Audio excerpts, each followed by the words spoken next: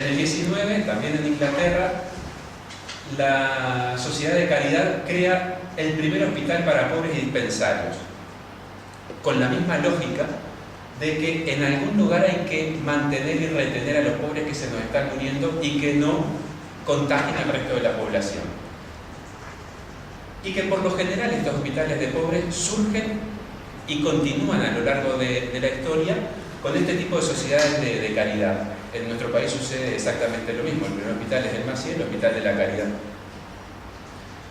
En Italia, también a comienzos del siglo XVIII, con el XIII, Bernardo Ramazzini estudia la relación de las condiciones sociales y la salud de la población. Exactamente lo mismo. ¿Qué sucede con las condiciones sociales y laborales en esa época y la salud de la población? Continúa, si bien en lugares distintos, si bien las comunicaciones no son las de ahora, es muy difícil decir que Italia e Inglaterra se habían unido para empezar a desarrollar conceptos de salud pública, sino que en cada lugar, debido a su momento histórico y su desarrollo histórico, comienzan personas individuales a entrar a gestar conceptos sobre la salud pública.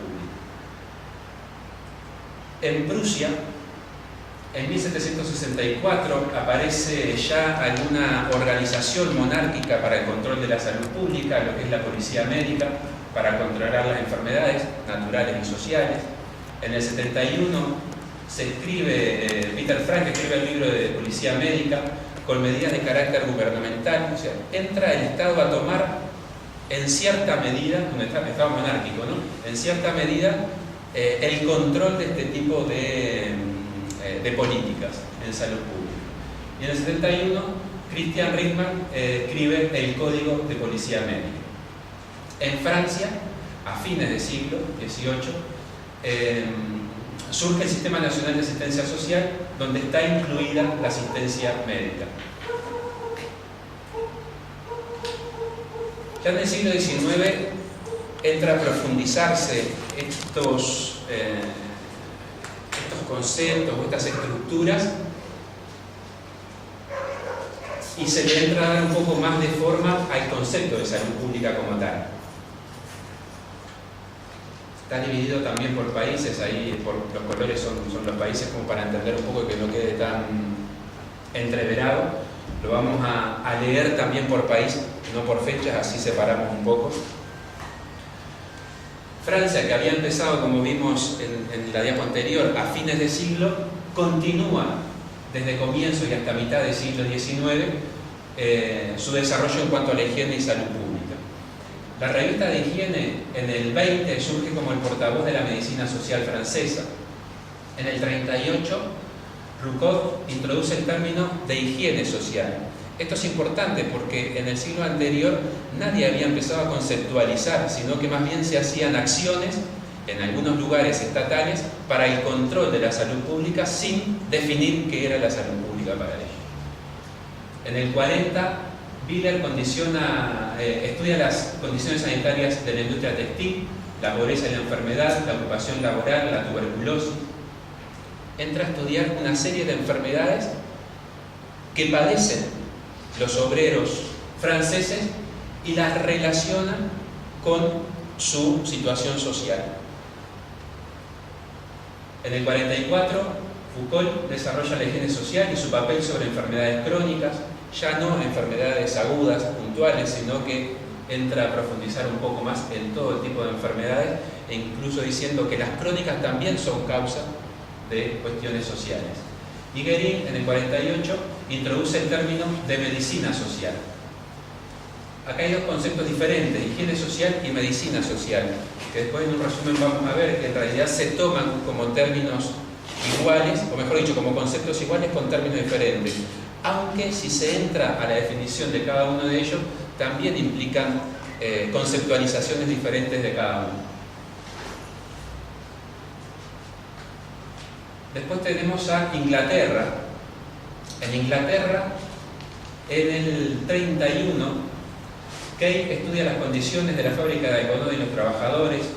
En el 31 también Turner Traca realiza estudios sobre la salud laboral. En el 42 se desarrolla el informe Edwin Chadwick, el estado sanitario de la clase obrera en Inglaterra. Esto es importante porque años más tarde, en el 48, va a generar la primera ley de salud pública desarrollada por la Junta General de Sanidad.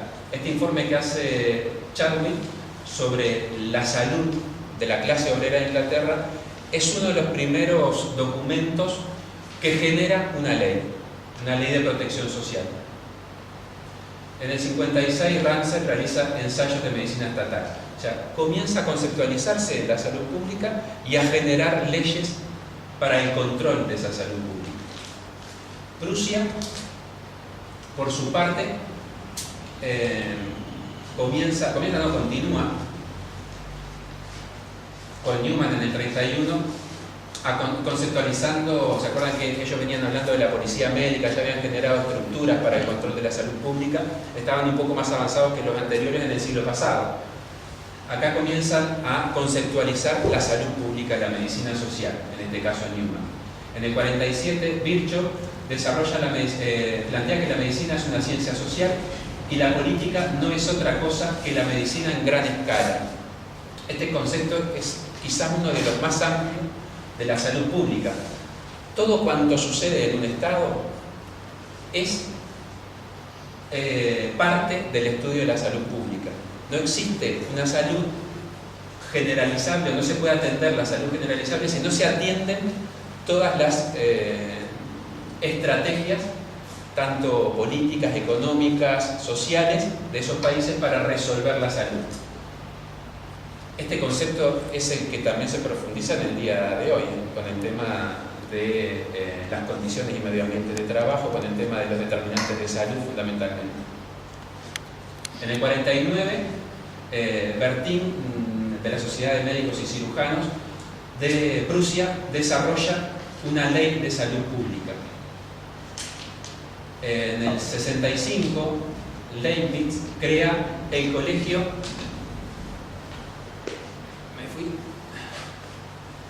colegio Sanitatis para la protección de la salud. O sea, se crean las estructuras para el control, pero también se crean las estructuras para el desarrollo de la salud pública. Y en el 83 se crea la ley del seguro obligatorio que incluye la atención en salud pública. Ya en el siglo XX,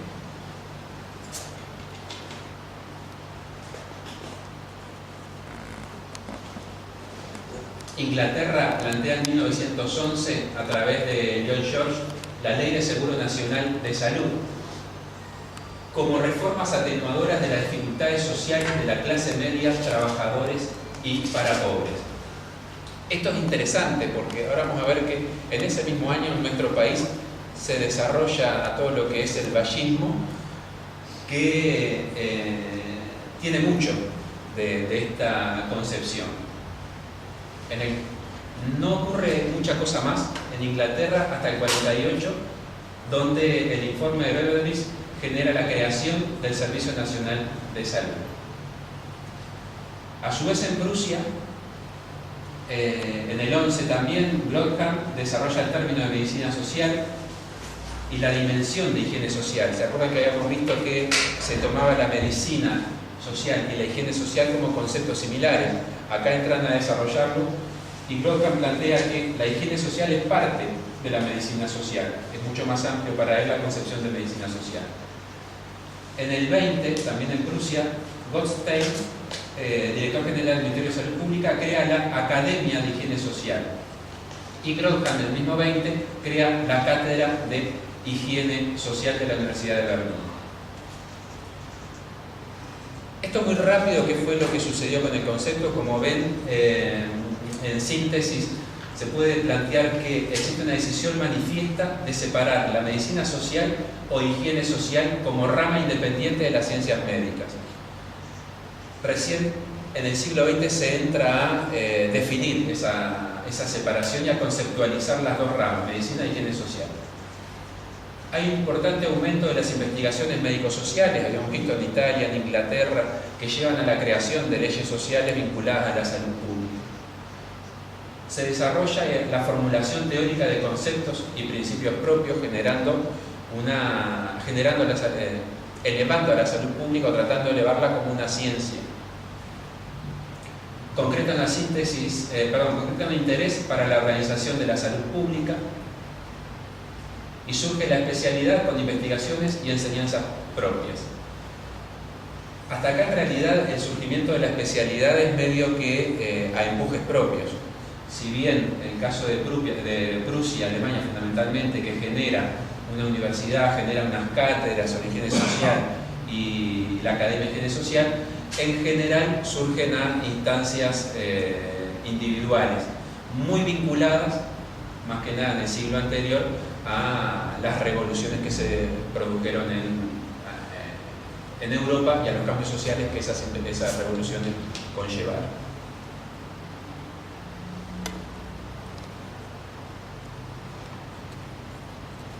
Quisimos separar y hacer un capítulo aparte sobre qué sucedió con el desarrollo de la salud pública en el campo socialista.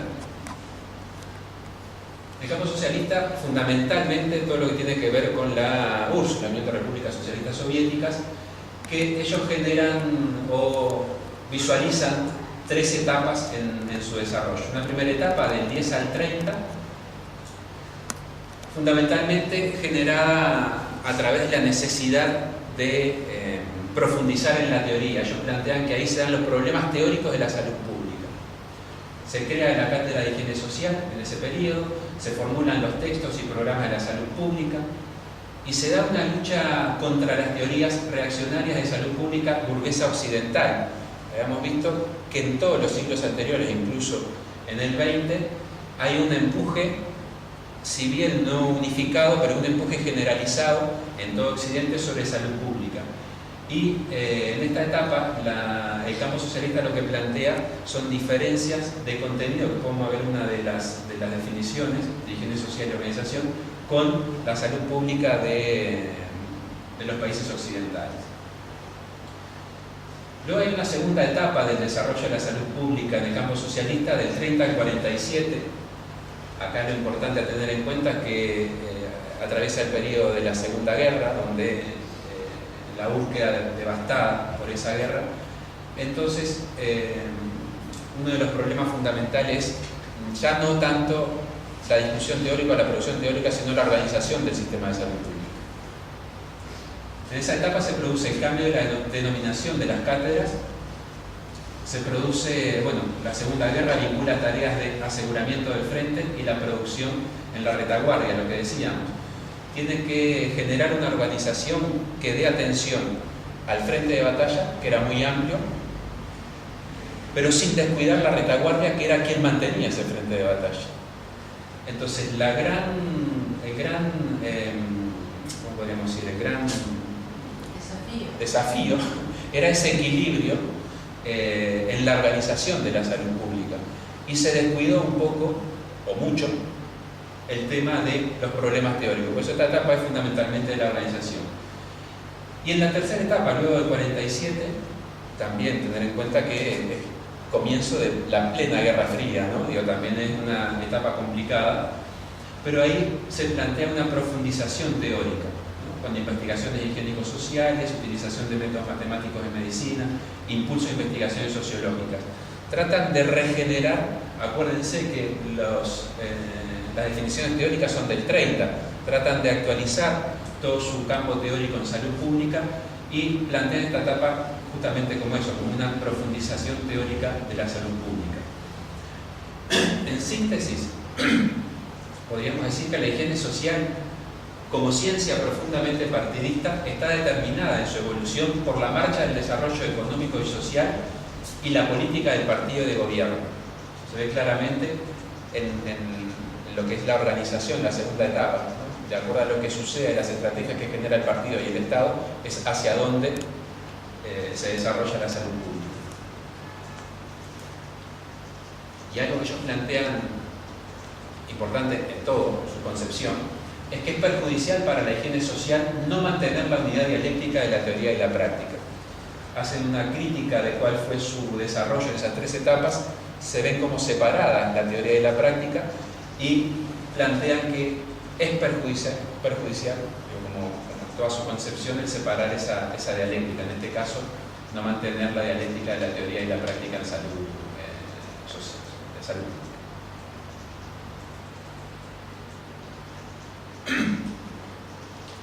Una definición para ver un poco de qué estamos hablando sobre higiene social plantea que la higiene social y organización de la salud pública soviéticas como ciencia que estudia la influencia ejercida por las condiciones sociales y el medio exterior sobre la salud de la población, como tarea principal se plantea elaborar las medidas tendentes a liquidar y prevenir la influencia del medio exterior nociva para la salud de la población, así como medidas dirigidas a fortalecer la salud de todos los miembros de la sociedad con el objeto de elevar el nivel de la salud social. Esto es por el 86. Acá ya sucedió Alma-Ata, ya sucedieron una cantidad de conceptualizaciones que también están vinculadas a estos procesos. La definición de Alma-Ata no es ni más ni menos el aprovechamiento de una circunstancia particular en donde en la OMS habían unas corrientes socialdemócratas que permitieron un avance en estas definiciones. Y fundamentalmente ese avance se dio por la teorización, la profundización teórica en el campo socialista. Y dejan ahí como final, dentro del concepto de salud pública, un concepto de salud social, ¿no? ¿Qué es la salud social? Y lo plantean que es la salud de la población, condicionada por la influencia integral de los factores sociales y biológicos del medio ambiente, que se valora por los índices demográficos y las características del desarrollo físico, la morbilidad y la invalidez, siendo el factor determinante el régimen sociopolítico y económico y las condiciones de vida colectiva que de este dependen. Condiciones ambientales, de vida, trabajo. O sea, lo focalizan fundamentalmente que los factores para tener una salud social están dadas fundamentalmente por el régimen sociopolítico y económico, que es una diferencia grande al planteo de las definiciones de salud pública de los países occidentales por esa época.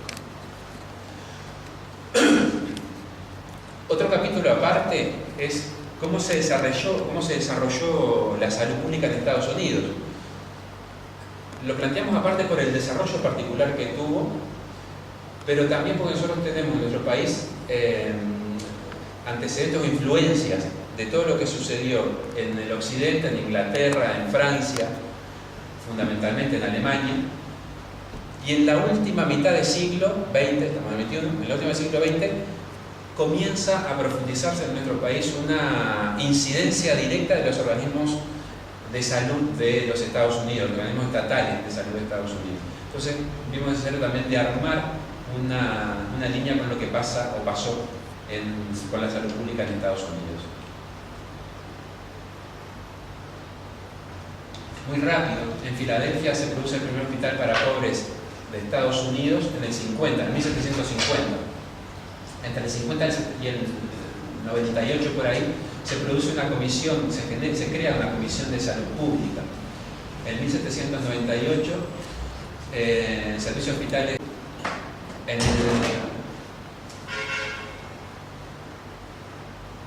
En 1869 en Massachusetts se produce el primer departamento sanitario a nivel de estado, facultativo para prevención de enfermedades a tiempo completo. Se crea en el 72 la Asociación Americana de Salud Pública y en el 87 se crea en Minnesota la Clínica Médica del Grupo de los Hermanos Mayo, como primer taller médico privado. Por colores también está en cuestiones de servicio, arriba, hospitales, en verde claro, hospitales primero, Comisión de Salud Pública y el Hospital de la Marina, el Servicio de Salud Pública. Abajo un poco lo académico, el comienzo del desarrollo académico, en este verde medio amarillento, que dice el Departamento de Estado Sanitario. A nivel de Estado se crea el facultativo para la prevención de enfermedades a tiempo completo, se comienzan los estudios de personas dedicadas a eso, a ese estudio, la creación de la Asociación Americana de Salud Pública y la primer clínica, por decir así, médica, de los Hermanos Mayo. Un hecho importante en 1902 que se crea la Oficina Sanitaria Internacional, que luego va a ser la OPS, la Organización Panamericana de la Salud. Arriba tenemos un poco el desarrollo académico de la educación pública. En 1910 se da el primer título de especialista en salud pública por la Universidad de Michigan. En el 12, En Massachusetts, el Instituto Tecnológico crea el Programa de Salud Pública y Técnica Sanitaria. En el 39, bajo la presidencia de Roosevelt, se crea la Federal Security Agency, la Agencia de Seguridad Federal, que es la que centraliza los servicios de salud. Y en el 41 se genera un sistema para el reconocimiento de grados académicos de las carreras de salud pública. A su vez, a partir del 49, entra un trabajo conjunto entre la salud pública de Estados Unidos y Canadá con la Junta Americana de Medicina y Salud Pública. En el 50 se genera un sistema de formación profesional mediante residencias, y en el 53, en la presidencia de Eisenhower, se crea el Departamento de Salud. Acá la definición de salud pública tiene como que una discusión grande, que en realidad ellos no utilizan mucho las definiciones de salud pública relacionada a conceptos sociales, más que nada después del 41, después del marcartianismo, planteando de que el concepto de salud pública puede confundirse con la socialización de la salud pública. Entonces entran a manejar otra terminología y de hecho entran a manejar otra conceptualización de la salud pública, que es a lo que se refería un poco la teorización del campo socialista, de dar esa lucha contra estas concepciones de salud pública. Muy curioso, ahí se muestran las dos influencias que tiene el desarrollo de nuestro sistema sanitario, ¿no? Europa y Estados Unidos. Algo rápido, para que no quede tan pesado. En el Uruguay, como en toda América Latina, en las colonias dependientes fundamentalmente de los centros europeos, de los países europeos, se producen las mismas generaciones y la misma construcción de los sistemas. América Latina se generaliza casi que lo mismo que tenemos nosotros acá. Hay una influencia de las colonias, hay una influencia a lo largo de la historia de Estados Unidos, hay una influencia de los sistemas propios y autóctonos de los países, los místicos religiosos. No se escapa el desarrollo de la salud pública en América Latina, y en nuestro país en particular, de esas influencias generalizadas. Así que del 29 al 77, que ahí estamos dentro del Virreinato del Perú, se genera en el 29 el cirujano del rey, y a su vez él está acompañado de un sacerdote y dos religiosos. Esta forma de organizar la salud de la corona es generalizable a todas las colonias. Donde hay una colonia existe un cirujano del rey, un sacerdote y dos religiosos para la tarea de asistencia a ese cirujano. En el 53 se crea el cirujano de las reales obras, cirujano del presidio, de las cárceles, y en el 68 se crean 3 hospitales, de la tropa, de la armada y de la ciudadela.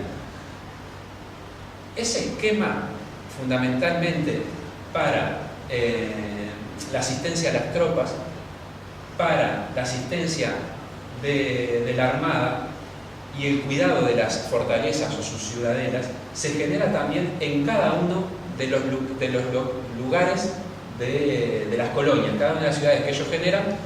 Primero defienden la tropa, después se crean los hospitales para su atención, porque es lo que le da las riquezas y el sustento a la corona. En el 77 comienza a funcionar, o mejor dicho, se crea el Virreinato del Río de la Plata por la importancia que tiene el estuario, el desarrollo que tiene tanto Buenos Aires como en aquel tiempo, no tanto lo que era Montevideo, San Felipe y Santiago, pero sí Buenos Aires. Entonces se genera un virreinato para Río de la Plata. Lo importante de acá es que en el 77 comienzan a llegar lo que se denominan los hombres de ciencia, artistas y médicos fundamentalmente, con la misma idea de cuidar a la tropa, de generar los hospitales para la mantención de la tropa. En el 78 lo planteamos a nivel general, se desarrolla el primer hospital, el Hospital de la Caridad, se planteaba lo mismo que sucedía en Europa. En estos años se generan muchas epidemias vinculadas fundamentalmente a los puertos. Entran a llegar inmigrantes, entran a llegar comerciantes, se produce todo el tema de los esclavos, la entrada de los esclavos con las enfermedades que ellos traían, y se generan en los puertos de las colonias todo lo que es lo que ellos llaman un cordón sanitario de aislamiento. Comienzan las cuarentenas, comienzan a generar un sistema de salud pública para prevenir no es prevenir, es para contener esas epidemias. Pero eso no alcanza, la gente se sigue muriendo, se siguen enfermando, se siguen contagiando, y no había un lugar donde depositar la atención de esos enfermos pobres.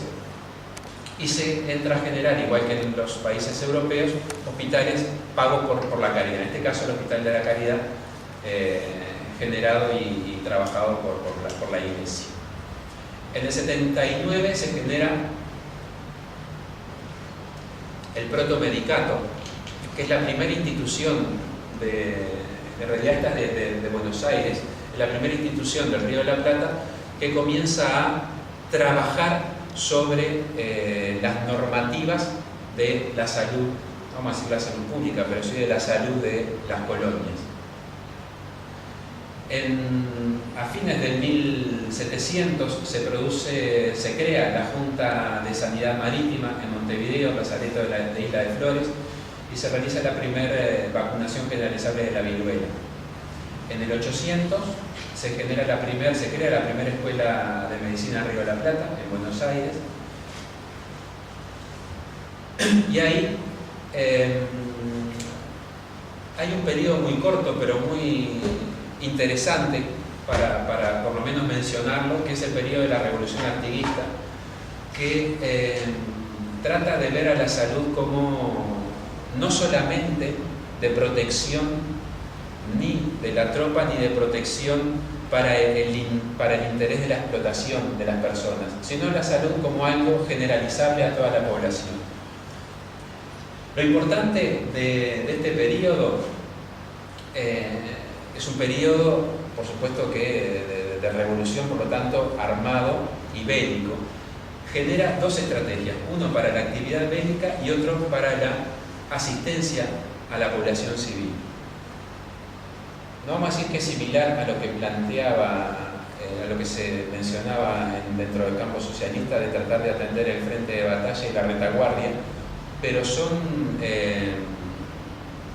estrategias que se dan en este tipo de situaciones bélicas. Lo recrea también el Che en la Sierra Maestra, tipo de hospitales móviles para los frentes de batalla, y luego trasladar a esos heridos a hospitales fijos dentro de áreas ya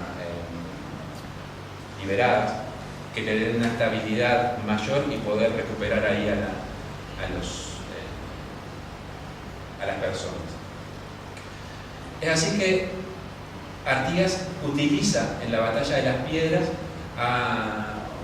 o designa, mejor dicho, como cirujano mayor, y lo utiliza por primera vez en la Batalla de las Piedras a Cornelio Spillman como cirujano de guerra, de batalla, el que organiza la salud en el frente de batalla. Después hay algo interesante, es que el Cabildo de Montevideo dicta el primer edicto de salud pública.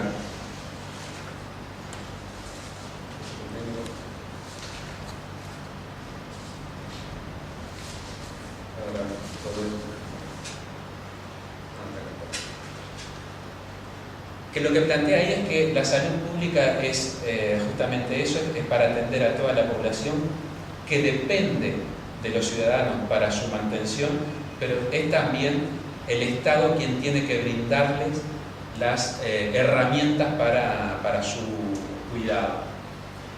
Es la primera vez que se menciona en algo, podríamos decir, que legal, la atención a la salud pública como tal. En el 30 se crea el Consejo de Higiene Pública, en el 32 la Junta Médica, en el 36 la Junta de Higiene y la Policía Sanitaria. Acá del 30 al 39 es un proceso que lo que plantean los historiadores es el Uruguay independiente antes de la Guerra Grande. Las organizaciones de salud pública continúan funcionando igual que como funcionaban con la corona, con juntas, con consejos, fundamentalmente en dos funciones, unas funciones normativas de legalización de títulos y control de la asistencia, y una de regulación de la salud pública, control de epidemias, campaña de vacunaciones e higiene pública. Cosas muy generales y muy a reacción. Y lo que sí es importante en este periodo es que comienza lo que dice Barral, el nacimiento de la clase médica. Son los médicos quienes se van posicionando en estas funciones, en estos organismos y en estas funciones. Son los que entran a legalizar los títulos, son los que entran a controlar la asistencia, cómo controlarla, y son los que están al frente de estas campañas.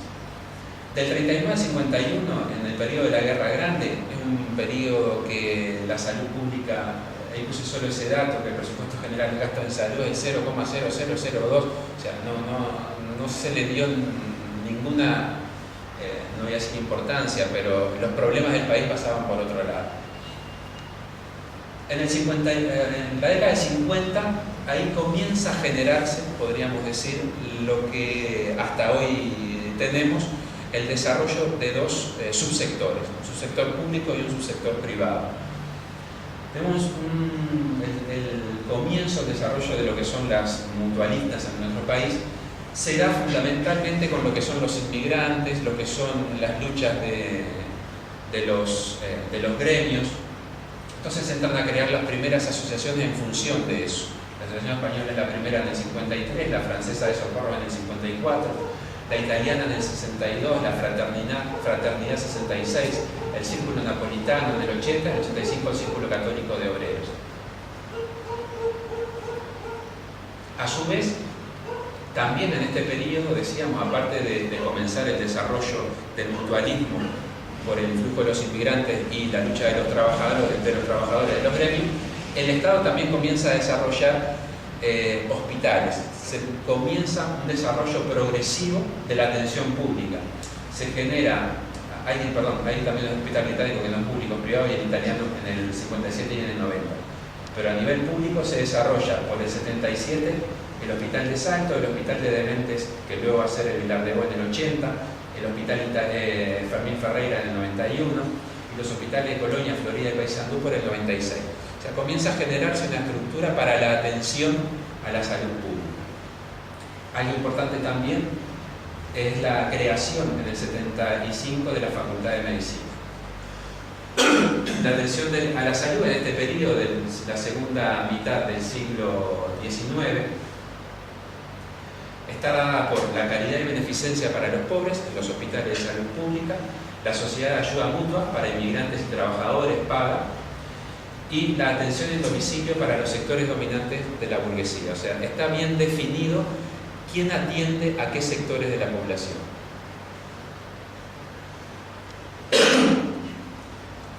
A partir de 1900 entra a definirse y a estudiar un poco más el desarrollo de la salud pública. Se genera en el 1908 el primer diagnóstico de salud a pedido de Williman, entonces presidente. Genera una comisión donde estaba presidida por el doctor Escocería, para ver qué está sucediendo con la salud pública en el país. Allí ese diagnóstico plantea una elevada mortalidad materno-infantil, un predominio de enfermedades infectocontagiosas crónicas y agudas, y una violencia de todo tipo como causa frecuente de muerte e invalidez. Acordemos que hasta ahí se venían dando todas las revoluciones civiles entre blancos y colorados, fundamentalmente. Este primer diagnóstico es el que va a crear después la ley, en el 1910, la primera ley de asistencia pública nacional, la creación de la asistencia pública nacional. que en su artículo primero plantea que la salud es un derecho de la persona y un deber de la sociedad hacerlo efectivo por instituciones públicas controladas por el Estado. Se le da un fuerte rol al Estado para la protección de la salud de las personas. Arriba tenemos del 900 al 30 por ahí todo lo que desarrolló esta asistencia pública nacional. Se generó el servicio de cirugía de urgencia en el Hospital Maciel en el 12, la primer colonia para alienados en el 13, la red de policlínicas zonales, muy vinculada a los servicios de gotas de leche en el año 17. Si lo ven, está relacionado al diagnóstico que realizan ellos mismos. Se genera el servicio de asistencia externa en el 17, se crea la maternidad de Pereira Rosell en el 15, en el 18 se genera el primer Congreso Nacional de Lechería del Poder Ejecutivo. La importancia de esto también es que en ese entonces, por supuesto que la leche no se pasteurizaba, y todos los servicios de policlínicas zonales de Montevideo, que eran 9 dispensarios, entregaban leche a los niños, leche cruda, y se generaba unas enfermedades que no se podían controlar. Entonces ese primer Congreso Nacional de Lechería es un hito porque plantea la necesidad de pasteurizar la leche que se le entrega a estos servicios y crea el primer proceso de pasteurización de la leche, llevando incluso con camiones térmicos a los dispensarios la leche. En el 19 se crea el Instituto Profiláctico de la Lucha contra la Sífilis, una de las enfermedades predominantes de la época. Se crea en el 22 el Hospital Pasteur y el Hospital de Niños Pedro Mica. En el 27 se crea el dispensario profiláctico de tuberculosis en el niño. En el 28 se crea la colonia para convalecientes Gustavo Sambois. En realidad esto es para aflojar los hospitales que estaban en Montevideo. Es una colonia para las personas que estaban ya a punto de alta o que podían salir de una asistencia a un segundo nivel, lo que sería ahora, para luego reingresar de nuevo a sus hospitales. Era como una válvula de afloje, de escape. Y en el 29 se crea el Servicio de Asistencia y Prevención Antituberculosis. Todo lo que ha hecho este órgano de asistencia pública nacional está vinculado a la mortalidad materno-infantil, con la creación de hospitales y sistemas fundamentalmente relacionados a la alimentación, a lo que decíamos del servicio de gotas de leche, el predominio de enfermedades infectocontagiosas, el control de esas enfermedades y, por supuesto, que a la invalidez por la violencia. ¿Qué sucede después en el 32? Se crea el Consejo de Salud Pública por la ley 8.766 y en el 34 es el hito quizá más importante, que es la creación del Ministerio de Salud Pública, que ahí se le da un rol ya político y definitivo a la salud. Como síntesis se podría plantear en este ciclo primero, se concreta y se define el modelo hospitalocéntrico. O sea, los hospitales son el centro de la atención. Más allá que hay algunas cosas puntuales, como la red de policlínicas zonales de Montevideo, pero muy limitadas a la atención materna. Pero la atención general de la población va a ser en los hospitales, tanto públicos como privados. Se consolida el modelo médico hegemónico. Quienes están al frente de todo esto, y vamos a ver después en la creación del Ministerio de Salud Pública, hay una fuerte lucha de los médicos en contra de la creación de este ministerio. Fundamentalmente ellos planteaban de que no son los políticos los que tienen que definir sobre la salud, sino son la gente de la ciencia quienes tienen que definir, o sea, los médicos. Un enfoque fuertemente asistencialista sobre el preventivo. 1926 el presupuesto de salud pública, es un dato más ahí. O sea, la síntesis es desarrollo de los hospitales, su hegemonía, el desarrollo hegemónico médico y el enfoque fuertemente asistencialista sobre el preventivo. Eso fundamentalmente hasta el año 34, que es la creación del Ministerio de Salud Pública. Acá se plantea, el Ministerio de Salud Pública se crea por la unificación del Consejo de Higiene, que tenía las funciones fundamentalmente normativas, y la Asistencia Pública Nacional con las funciones de asistencia. Plantea que la salud es un problema de Estado y por tanto debe ser parte de las políticas estratégicas del gobierno, y se plantea que las políticas de salud serán el fruto de decisiones políticas. O sea, queda claramente definida quién es el que va a regir o a definir las políticas sanitarias. Se le da un carácter político a la salud con la creación del ministerio. Decíamos que hay una pugna del cuerpo médico con el cuerpo político por el control del sistema. El sindicato rechazaba la ley fundamentalmente con los argumentos de falta de estudios sobre la realidad sanitaria nacional para la creación de un ministerio, de medidas potestades que se le atribuían al ministerio, no participaban del cuerpo médico, la no participación del cuerpo médico en la elaboración de las normas, la fiscalización del trabajador médico, plantean que no estaban de acuerdo que la fiscalización del trabajador médico fuera realizado por legos en la materia, por hecho, querían que los únicos que estaban en condiciones de fiscalizar eran ellos mismos. Son los hombres de ciencia quienes deben definir las políticas sanitarias. Más allá de eso, de esas peleas que dio el sindicato en su momento, se genera el ministerio y por supuesto que el poder médico también se pone al frente de estas organizaciones. La Constitución del 34, donde se genera la creación del ministerio, plantea que el Estado legislará en todas las cuestiones relacionadas con la salud e higiene pública, procurando el perfeccionamiento físico, moral y social de todos los habitantes del país. Todos los habitantes tienen el deber de cuidar su salud, así como el deber de asistirse en caso de enfermedad. El Estado proporcionará gratuitamente los medios de prevención y asistencia tan solo a los indigentes o carentes de recursos materiales. Lo importante de esto es que esto continúa vigente y que si bien acá la salud depende fundamentalmente de cada ciudadano, ¿sí? Se plantea que el ciudadano es quien tiene el deber de cuidar y no el Estado solo va a proporcionar gratuitamente los medios de prevención y asistencia a los carentes o indigentes. Si bien esto continúa vigente hoy, por las convenciones internacionales, aunque no se cambió la Constitución, esto se amplió. El Estado tiene la responsabilidad de darle las herramientas a las personas para que cuiden su salud, que no es lo que plantea en este artículo, pero igual más allá de eso, este es un avance que le da una responsabilidad importante al Estado en la salud. ¿Con qué funciones se crea el ministerio? Funciones de rectoría, de policía sanitaria, planificación, normatización de programas, regulación de servicios, auditoría, prestación, o sea, la asistencia y la normatización. Algo muy breve, del 34 al 87 por ahí. En el 34, conjuntamente con esta pelea que se daba por la creación del ministerio, se genera el CAMPU, el Centro de Asistencia del Sindicato Médico de Uruguay. La creación del campo es fundamental para nuestro país y para entender la lógica de esas discusiones en ese periodo.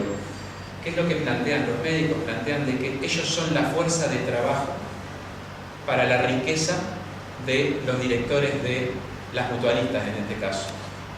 Y no estaban dispuestos a eso. Por lo tanto, ellos generan su propio sistema para ser ellos mismos sus patrones. No tener patrón, que es la pelea que dieron por la creación del ministerio. Solo nosotros no podemos ordenar, mandar, legislar. Y se da eso desde la parte, desde lo académico, desde lo organizacional del ministerio y desde lo laboral. Cruza toda la sociedad la fuerza de la corporación médica. En el 43 se crean los primeros centros de salud a partir de los servicios cooperativos interamericanos de salud pública. En el 47 se genera la EUE, la Escuela Universitaria de Enfermería. En el 53 se crea el Hospital de Clínicas, donde pasa a ser, está bien, 47 la EUE. Me comí por allá atrás la creación de la Escuela Carlos Neri por el 1912. Acá lo que es. El Maciel se generó en el en realidad no lo puse como Hospital de la Caridad por el 1700, pero se da acuerdo en qué año, el cambio de nominación a Hospital Maciel, por el 1900, a comienzo cuando se da toda la lucha por la secularización del Estado. Es comienzo de 1900. De 1900.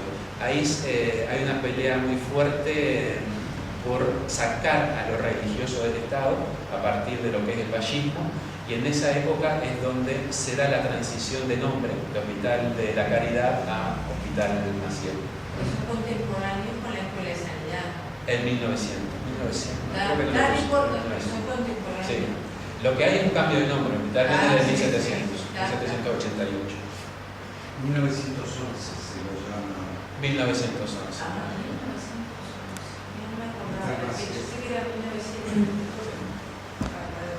Que ahí comienza, hay un problema grande porque se entran a sacar los crucifijos y todo lo que tiene que ver a lo religioso de la sala, y hay una discusión muy fuerte en ese momento.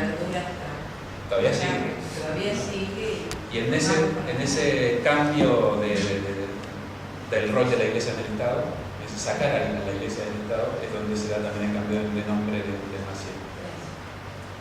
Se produce en el 58 algo importante también, la ley de seguro de enfermedad por la lucha de los trabajadores, fundamentalmente. La primera es la del Zunca, la de la construcción, y en ese mismo año conjuntamente se asociaron, se unieron en la lucha los obreros y los estudiantes. Se genera la ley orgánica de la universidad. Y en el 87 se da la creación de ASI. Importante este periodo: consolidación del rol del Estado en la dirección de la salud pública a través del Ministerio, consolidación del segundo nivel asistencial del sector público y del mutualismo. Comienza a desarrollarse el primer nivel de atención. La consolidación continúa de la hegemonía médica, la instauración de grupos de seguros sociales, la fragmentación de la provisión de servicios y financiamiento de los sistemas, del sistema, la alineación, y fundamentalmente algo que sigue es la alineación a las políticas sanitarias impulsadas por Estados Unidos. Decíamos que en el 43 se generan los centros de salud a través de los servicios cooperativos internacionales, creados en la reunión de cancilleres de Río del 42. ¿Qué implica esto? Un convenio, esos centros de salud, un convenio entre el Instituto de Asuntos Americanos de los Estados Unidos de Norteamérica y el Ministerio de Salud Pública, que es aprobado por la ley. En realidad, en esa reunión de cancilleres de Río, recordemos que en el 42 estamos ahí saliendo de la guerra, comenzando la Guerra Fría, pierde la hegemonía total a nivel internacional lo que es Inglaterra y toda la fuerza de Europa, y Estados Unidos comienza a imponerse a nivel internacional como el dominante en todos los sentidos de la política, por decir así. Comienza lo que no comienza, se afirma lo que es el imperialismo de Estados Unidos sobre las líneas generales de definiciones políticas a nivel mundial. Y en América Latina en particular, esta reunión de cancilleres, no solamente, este es un punto, el tema de la asistencia a los sistemas sanitarios, sino que se desarrollan líneas de trabajo para la lucha contra el comunismo. Hacen toda una... Ahora no tengo todos los puntos, pero son 5 o 6 puntos directamente vinculados a detener sí, y fundamentalmente el ingreso de esas ideas en nuestros países. Acordémonos, bueno, en realidad no es por acá, pero casi todos los sindicatos nuestros tienen un fuerte componente anarquista, anarcosindicalista, y Estados Unidos venía ya viendo esa situación, y lo que hace es, se consolida a nivel internacional después de la guerra y comienza a tirar líneas para atar a los estados a sus definiciones políticas. No te olvides, perdón, que en esta época vino el propio Che Guevara. No, 42 estamos. Acá estamos en la revolución, en el 59. No, estamos A la derecha en el 42 la reunión de cancilleres, antes de... Pasa que con la inmigración ya fue la revolución cubana en el 59. Sí, pero esta reunión de cancilleres es... No, sí, acá sí. Esta etapa. Sí, tal cual. A la impregnación Tal cual. de los sindicatos del movimiento Tal cual. estudiantil. Perdón, me refiero a la impregnación. En toda la etapa tal El cual. cubano en nuestro medio. Y eso es lo que Estados Unidos veía con mucha preocupación. Lo vio antes. Lo vio venir. Pero digo, con la inmigración europea, o sea, lo que tenía que ver, o sea, los vascos y demás que venían a crear las famosas células que ellos sabían que podían germinar entre comillas, sí, bueno. La revolución cubana generó un impacto en la región muy fuerte en todos los ámbitos. Pero previo a eso, en la década del 40, lo que ocurre es el acuerdo de Yalta y empieza la división de áreas de influencia del mundo. Claro, O sea, el mundo empieza empieza de algún modo a organizarse en bloques por áreas de influencia geopolítica. Se oficializa de algún modo que América del Sur era el patio trasero de Estados Unidos. Y eso fue en el 45, al finalizar la guerra mundial. Después de periodo periodo posguerra, el 42 y eso tensa las cuestiones, empieza la Guerra Fría y en el 59 empieza, digamos. No, yo estaba hablando de la raíz de esa preocupación, sobre todo en un movimiento social y estudiantil que tenía raíces muy fuertes con procesos de liberación.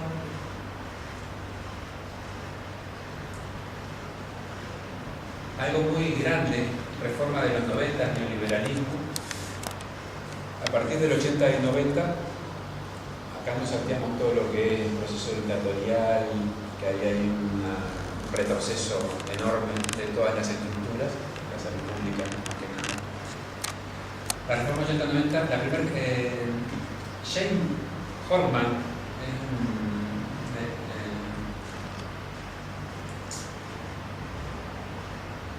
holandés, estaba pensando en neerlandés. Él hace un artículo en una revista brasilera y plantea como que tres etapas o tres generaciones de reforma. Dice que la primera generación de reformas buscó recortar el gasto público y reactivar el sector privado. Recortes presupuestarios, reformas fiscales, privatizaciones, liberalización de los precios. Esto fue casi siempre descrito como hinchado en la necesidad de cirugía y dieta, cortar y restringir. La segunda reforma, o la segunda generación, plantea que defendieron la descentralización a los niveles subnacionales, creando agencias semiautónomas del gobierno central y reformas en la gestión de los recursos humanos, fundamentalmente en la estructura y recursos humanos. Y la tercera generación de reformas buscó mejorar los resultados a través de mejores servicios, elevar la calidad, la eficiencia y eficacia de los servicios. Que si bien es europeo, aplica para nosotros tal cual. La asistencia de las organizaciones multilaterales y bilaterales de crédito implica condiciones que requieren compromisos, cambios gubernamentales a la transferencia de recursos. Ayudamos, pero hace lo que o alineate. En general, las reformas sectoriales planteadas en la OPS en los años 80 y 90 no consideraron las características propias de cada país, sino que más bien tendieron a adoptar modelos estandarizados y centrados en cambios financieros y de gestión, en la desregulación del mercado laboral, la descentralización y la promoción de las competencias entre distintos proveedores y aseguradoras de salud. Estas reformas tampoco promovieron la indispensable articulación y sinergia de las funciones de los sistemas, con lo cual descuidaron sus complejas interrelaciones y se aumentó la fragmentación de los servicios de salud. Esto es lo que se plantea siempre. Las recetas fueron generales para todas las reformas estructurales del Estado. La salud no escapó a ello. En el 2001, acá era Tranquillo, el ministro de Salud Pública, y Bención, el de Economía. Se genera un acuerdo entre el MIR y la República Oriental de Uruguay en el programa de reforma del sector salud, con determinadas áreas de acción. Ahí plantea un área de acción, estamos previo a la crisis de 2002, pero con todo el impulso del neoliberalismo del 80 y 90.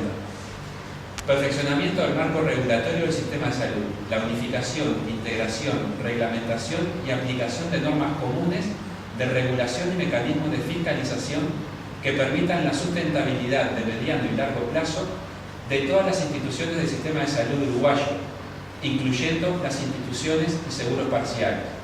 O sea, unificar la normativa. Incentivar la vigencia de un modelo de asistencia con énfasis en lo preventivo y promocional. Podríamos plantear que sería lo que es primer nivel. Crear dentro de la nueva estructura organizacional del Ministerio de Salud Pública, porque plantean ahí reestructurar el Ministerio, una instancia ejecutiva que asuma la responsabilidad integral por la supervisión y fiscalización de las instituciones que son responsables por la cobertura y la provisión de las atenciones de salud. O sea, dentro del Ministerio, un organismo que sea quien supervise a los efectores. El fortalecimiento, plantea el fortalecimiento del subsistema privado de salud, que esto implica, objetivo es impulsar el modelo de gestión más eficiente, estabilizar financieramente estas instituciones y asegurar la continuidad de las atenciones para sus usuarios, sobre la base de convenios de gestión entre el Ministerio y la UPP y el Ministerio de Economía. Acá estamos hablando tanto de público, pero fundamentalmente del privado. Ahí se viene toda la crisis del sector privado también en la salud. Exigir, y a su vez exigir la adopción del estatuto tipo, de separar las responsabilidades directivas de las propiamente gerenciales, resolver los conflictos de interés y profesionalizar la gestión. Fundamentalmente están hablando de CAPU, ¿no? De conflicto que genera ser el trabajador y ser el dueño de él. Este mismo programa plantea el fortalecimiento del subsistema público de salud. Reorganizarse estructuralmente, separando las funciones de formulación, de políticas, regulación para el MSP, el financiamiento del ACE y la provisión de servicios a unidades prestadoras. Autorizar convenios de gestión que permitan la participación de instituciones privadas en la gestión de los prestadores públicos. Facultar a ACE para asignar presupuesto a la red de prestadores públicos mediante compromisos de gestión que busquen ligar los recursos asignados con el desempeño obtenido. Trabajo por la asignación de recursos por desempeño. Permitir el cobro a instituciones privadas del costo de las atenciones brindadas a sus beneficiarios. Creación de un sistema de identificación y categorización de usuarios. Después plantea en otro punto el fortalecimiento del Plan Estratégico de Fortalecimiento Técnico del Ministerio de Salud Pública. Estudio de factibilidad técnica y viabilidad política sobre el avance de procesos de reformas, el diseño y aplicación de la campaña de comunicación social para acompañar el proceso de modernización y la realización de consultorías técnicas para el monitoreo de las acciones de políticas acordadas. O sea, tratar de armar una campaña para que la gente se sume a las propuestas planteadas en esta reforma. Como contrapartida, ¿qué pide el BID al Estado? El desembolso de los recursos correspondientes a cada tramo está condicionado a que el prestatario, o sea Uruguay, a satisfacción del BID, mantenga un entorno macroeconómico consistente con los objetivos del programa y los acuerdos con el Fondo Monetario Internacional. Al año siguiente, 2002, se desmorona el país. Pero acá lo importante es que cada uno de estos ítems se retoman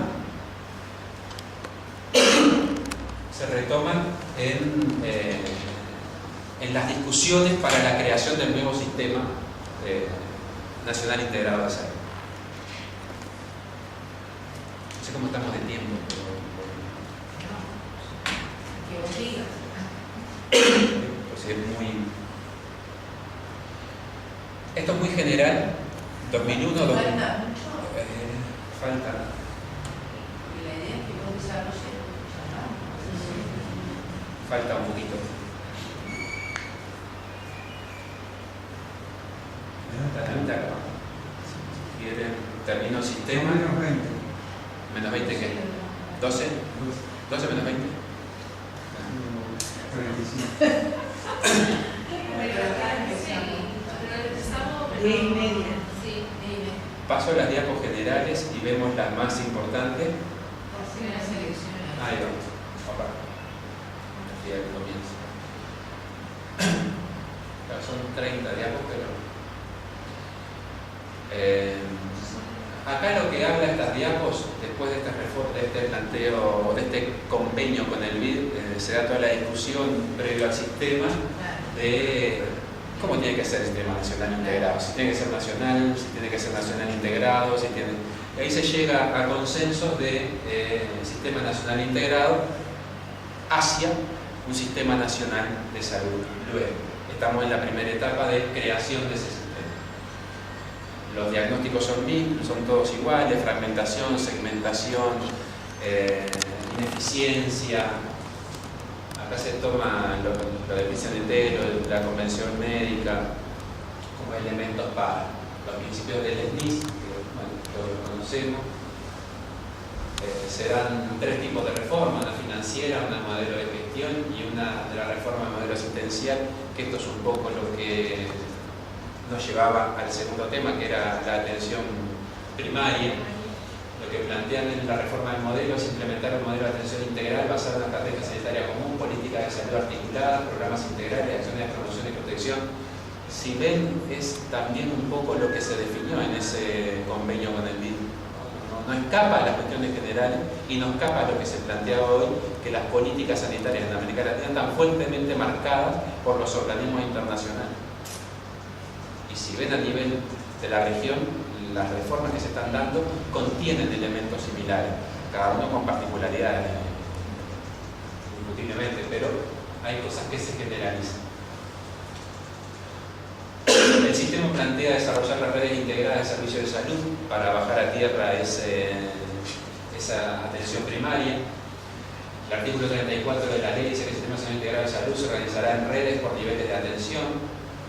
Se crea o se reformula ACE, ¿sí?, con los cometidos de generar y de trabajar en esa red. Se separa ACE del Ministerio de Salud Pública, comunidad ejecutora. Se separan la normatización de los procesos con la asistencia, de la asistencia. La renovación de la APS, esto es importante para la discusión. En realidad se da también toda una movida por OPS sobre la reorganización o reformulación de la atención primaria en salud. Ahí OPS plantea que renovar la atención primaria en salud significa, más que ajustarla simplemente a las realidades políticas de cada momento, reformar la atención primaria necesita de un examen crítico de su significado y de su propósito. O sea, no es aplicar recetas, sino que cada uno tendría que ver y rediscutirlo de acuerdo a su contexto. La nueva definición de APS sigue siendo la misma que la de Almata. Definirse de acuerdo, ¿no? Esto sigue hablando lo mismo, que es lo que decíamos, que todo el cambio de modelo se basa fundamentalmente en lo que plantea OPS de las redes integradas de servicios de salud. O sea, un modelo de asistencia con una población de territorio definido, una red de establecimientos, un primer nivel que se transforma en puerta de entrada del sistema, prestación de servicios especializados en el lugar más apropiado, donde debería estar, de acuerdo a estas discusiones. Un modelo de gobernanza y estrategia, un componente de sistema de gobernanza único, o sea, tiene que haber un único gobierno para toda la red, con participación social. Esto lo toma el sistema, se generan las direcciones con trabajadores y usuarios del sistema. Una intersectorialidad, se generan los consejos intersectoriales, ¿sabes? Pero bueno. Organización y gestión integral del sistema, de los sistemas de apoyo clínico administrativo. Se entra a trabajar en las compras unificadas para toda la red. Se entra a trabajar los sistemas de información unificados, lo que es el plan siembra, la historia clínica, que si bien todavía está en desarrollo, que ese programa todavía está como en utilización privada de los médicos, pero se está trabajando para que puedan las otras profesiones también acceder a esa historia clínica. Asignación de incentivos, financiamientos adecuados, financiados alineados con la meta de la red. Acá estamos hablando de las cuotas de salud ajustadas por sexo, por edad, estamos hablando de las metas prestacionales. O sea, es unas definiciones generalizables que nuestro sistema las toma y las va desarrollando de acuerdo a. Algo fundamental de las discusiones grandes que, si bien se está en la construcción, ¿sí?, del sistema, el tema de equipos básicos de salud es el gran tema nuestro de la salud fundamentalmente, y si quieren nuestro de la enfermería fundamentalmente. Este modelo de atención basada en el primer nivel de atención, este modelo implica la fortaleza de estos equipos básicos. La gente no puede enfermarse, para que no se enfermen, los equipos de primer nivel es la primera línea donde debería resolver todas las dificultades que tengan para no enfermarse. Ahora, la discusión es quién está ahí adentro. ¿Cómo son las conformaciones? OPS plantea que las características del trabajo en equipo incluyen la autonomía relativa de cada tipo profesional, la interdependencia entre los distintos profesionales en la ejecución de las acciones, la interdisciplinariedad, la horizontalidad, flexibilidad, creatividad y la interacción comunicativa. O sea, deberían estar todas las profesiones correspondientes a. La composición de los equipos varía en los diferentes países de la región, pero lo importante acá es que hay denominadores comunes en aquellos lugares donde se realizaron experiencias exitosas. Y ahí plantean que el denominador común es el médico y la enfermera de familia. Ese es el denominador común de los equipos básicos en toda la región. Entendida la enfermera de familia como enfermera profesional. No hay, pues, uniformidad en cuanto a la composición de los equipos de APS en el primer nivel de atención, si bien, en general, se considera una composición mínima a partir del médico general de familia y la enfermera y un técnico de nivel medio con funciones de auxiliar o técnico comunitario. ¿Qué plantea nuestro sistema? El equipo de salud de primer nivel de atención conformado como con dos partes, un equipo de proximidad y un equipo de primer nivel de atención. Ese equipo de salud de primer nivel, la configuración deberá cimentarse en perfiles socioepidemiológicos, de dispersión de la población, barreras de acceso, disponibilidad. O sea, todo lo que se plantea en la teoría hay que estudiarlo para ver cuál va a ser esa conformación del equipo. Ellos lo plantean con dos componentes. Esto es del Ministerio de Salud Pública, de Dirección de Recursos Humanos, del 2014. El equipo de proximidad, que es el equipo referente del usuario con capacidad resolutiva, o sea, es la primera línea, está planteado una composición de un médico de familia y auxiliar de enfermería y o licenciado de enfermería. O otra propuesta que podría ser un médico de familia, pediatra y auxiliar de enfermería y o licenciado en enfermería. Y después un equipo de primer nivel que en su composición habrían asistentes sociales, licenciados en enfermería, ginecólogos, odontólogos. O sea, ese equipo de primer nivel lo que hace es recibir la descarga o las consultas de los usuarios luego de haber sido trabajados por el equipo de proximidad. Diferencias y discusiones justamente eso. La conformación. Si bien a largo plazo, cuando preguntás de la conformación, está planteado de que exista el licenciado, hoy no está el licenciado, y ese equipo de proximidad está el auxiliar de enfermería.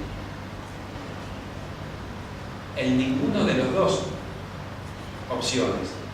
Incluso si se llega a definir hoy estos equipos, para comenzar a trabajar, la conformación va a ser el auxiliar de enfermería, por varias razones, por definiciones políticas y por definiciones de cantidad que podrían estar resueltas por definiciones políticas. Pero esta discusión es la discusión una de las discusiones o una de las dificultades de nuestro sistema. Porque si hablamos, lo que decíamos en la diapo anterior, de que el éxito de estas políticas de primer nivel está basado en los equipos básicos, tenemos que definir un buen equipo básico. Las metas de los recursos humanos en salud, todos los países habrán formado equipos de atención primaria de salud con una amplia gama de competencias que incluirán sistemáticamente a agentes sanitarios de la comunidad para mejorar el acceso, llegar a los grupos vulnerables, movilizar a las redes de comunidad. Y la meta 3 plantea que un equipo de atención primaria de salud puede, a grandes rasgos, incluir cualquiera de los siguientes grupos profesionales con las 3 primeras categorías de profesionales de la salud: médicos, enfermeras y parteros. Ellos tienen que estar y otros. Ellos sin duda y otros. La meta 4 dice que la razón de enfermeras con relación a los médicos deberá alcanzar 1 a 1. Y hoy estamos 4 a 1, 1 a 4. Estas son las metas regionales de OPS. Ya termino. Recursos humanos, continuando. Esto lo sacamos del libro de la publicación de Gilberto Ríos que hizo este año, que me mandó Pilar, que están sacados los datos del Observatorio de Recursos Humanos del Ministerio. Acá lo que muestra en este cuadro son la cantidad de recursos humanos activos del sistema. Médicos por densidad 4,59, enfermeros 1,49, continúa esa relación 1,4, parteros 6,19, auxiliar de enfermería 5,37. O sea, hay una gran desproporción que habría que tender políticas macro para ver cómo revertir esa situación y generar recursos humanos alineados a la política del sistema, a esa atención primaria o ese desarrollo de la atención primaria. En suma, plantea Ríos, en el sector salud una serie de problemas generales referentes a los recursos humanos, que la mayoría compartimos. El tránsito en paralelo entre el sector salud y el sector educativo sin diálogo fluido. En realidad hay que acercarse, pero la diferencia es que hay sectores educativos muy vinculados, como la Facultad de Medicina, y otros que sí que estamos, como plantean ahí, casi sin diálogo. Un perfil del médico acorde al modelo hegemónico, hospitalario, asistencial y súper especializado. Más allá de que existe el cambio en el nuevo plan de estudio de la facultad, pero todavía sigue ese modelo siendo el hegemónico. La relación inversa médicos-enfermeros, multiempleo en las categorías profesionales de médicos, enfermeros y tecnólogos, escasez de algunas especialidades médicas, migración de recursos humanos, este es otro problema para los sistemas sanitarios, las migraciones, asimetría en la distribución territorial, los médicos 55% están en Montevideo, distribución de los recursos predominantemente en el sector privado, escasa participación del sector privado en el proceso de formación, diversidad de formas de gestión del trabajo, diversas formas de remuneración, tanto en el sector público como en el privado, prioridad del sector público para la gestión del trabajo. Estas dificultades son las que vemos todos, siguen siendo diagnósticos. Formación de recursos humanos en salud, quienes forman fundamentalmente el público. La UDAL tiene poca cosa en enfermería, un 5% de la formación la realiza el privado, odontología tiene y psicología también. Organización. Esto en realidad es de AULE, puse ahí salud pública internacional, las cosas generales, pero acá es otro tema. Un poco la idea era eso, era mostrar cómo se fueron concibiendo los sistemas sanitarios, la definición y los conceptos de salud pública, hasta llegar a nuestro sistema, ver qué tomó y qué no tomó, o de dónde vienen las historias para la conformación de nuestro sistema, qué es lo que hay hoy, las dos cuestiones fundamentales de discusión de nuestro sistema, que es el primer nivel de atención, los equipos básicos, y la formación de los recursos humanos, que no son discusiones en nuestro país, son discusiones, como mostramos, en toda la región, pero en nuestro país se agudiza fundamentalmente en la parte de los recursos humanos. Un poco eso es.